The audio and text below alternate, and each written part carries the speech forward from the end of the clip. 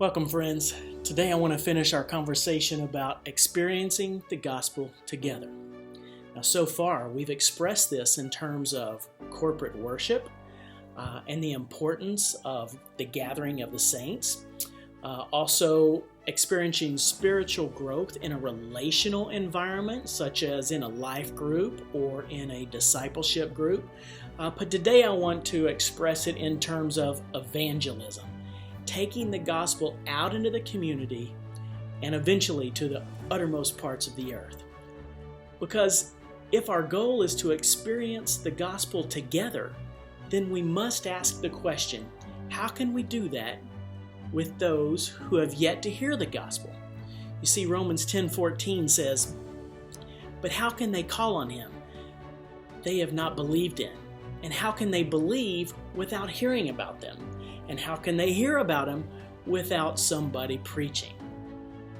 Acts 1:8 adds, "You," meaning you and me, "shall be my witnesses in Jerusalem, in all Judea and Samaria, and to the uttermost parts of the earth."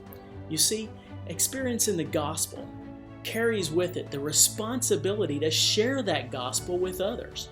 We as Christians have the greatest news in the world. We have the greatest news there ever was.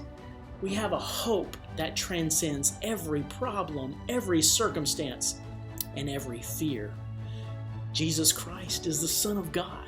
He lived a sinless life and offered himself as the perfect sacrifice for the sins of all men by dying on the cross. After 3 days, he rose from the dead to demonstrate his power over sin and death, and he ascended to heaven's glory and will one day return to earth to reign as King of Kings and Lord of Lords. Amen? The greatest news there ever was. This is a message worth sharing, and we must be intentional about that. So whether on a Sunday morning in corporate worship, or at a life group, or in a one-on-one discipleship meeting, or sharing hope out in the community, let's experience the gospel together. Be the church.